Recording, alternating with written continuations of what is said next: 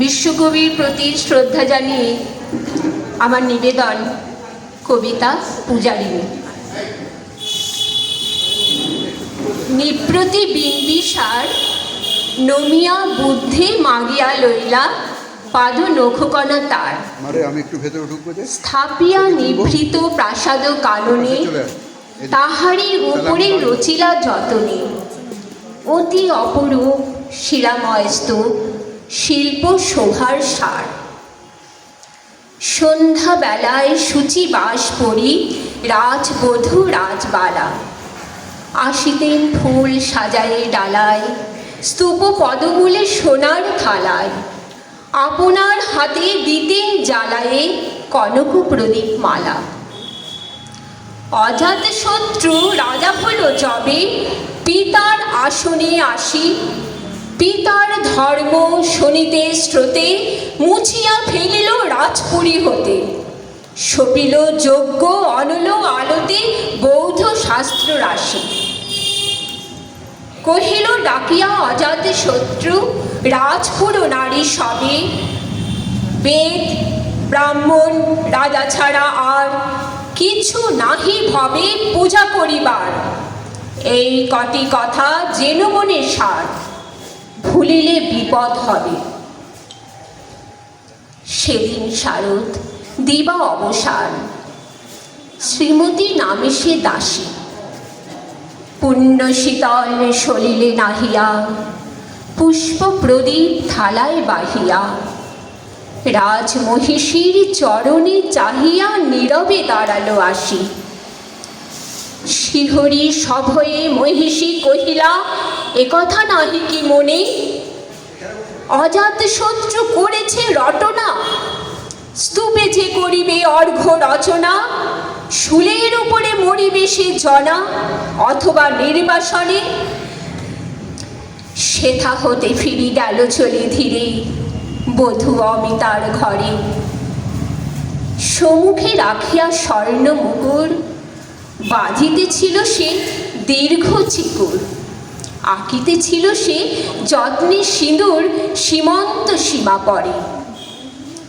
শ্রীমতীরে হেরি বাকি গেল রেখা কাঁপি গেল তার হাত কহিল অবোধ কি সাহস বলে এনেছিস পূজা এখনই যা চলে কে কোথা দেখিবে ঘটিবে তাহলে ভীষণ বিপদপাত। অস্ত রবির রশ্মি আভায় খোলা জানালার ধারে কুমারী শুক্লা বসিয়ে একাকিনী পড়িতে নিরত কাব্য কাহিনী। চমকি উঠিল শুনি কিঙ্কিনী চাহিয়া দেখিল দ্বারে শ্রীমতীরে হেরি পুঁথি রাখি ভূমি দ্রুত পদে গেল কাছে কহে সাবধানে তার কানে কানে রাজার আদেশ আজে কে না জানে এমন করে কি মরণের পানি ছুটিয়া চলিতে আছে। দ্বার হতে দ্বারে ফিরিল শ্রীমতী লইয়া অর্ঘ্য থালি। হে পুরবাসিনী সবে ডাকি কয় হয়েছে প্রভুর পূজার সময় শুনি ঘরে ঘরে কেহ পায় ভয় কেহ দেয় তারে গালি।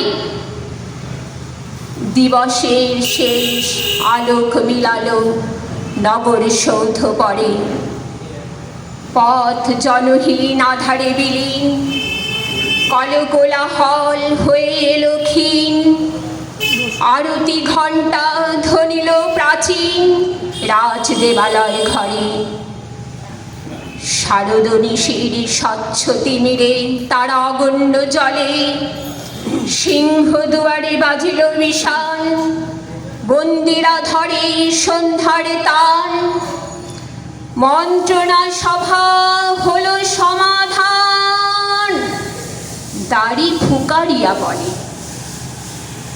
এমন সময় হেরিলা চমকি প্রাসাদে প্রহরী যত রাজার বিজন কানন মাঝারে স্তূপ পদমূলে গহন আধারে জ্বলিতেছে কেন যেন সাড়ে সাড়ে প্রদীপমালার মতো। মুক্ত কৃপাণে পুরো রক্ষক তখনই ছুটিয়া আসি, শুধালো, কে তুই ওরে দুর্মতি, মরিবার তরে করিস আরতি। মধুর কণ্ঠে শুনিল, শ্রীমতী, আমি বুদ্ধের দাসী। সেদিন শুভ্র পাষাণ ফলকে পড়িল রক্ত লেখা। সেদিন শারদ স্বচ্ছ নিশীথে প্রাসাদ কাননে নীরবে নিভৃতে স্তূপ পদমূলে নিবিল চকিতে শেষ আরতির শিখা। নমস্কার।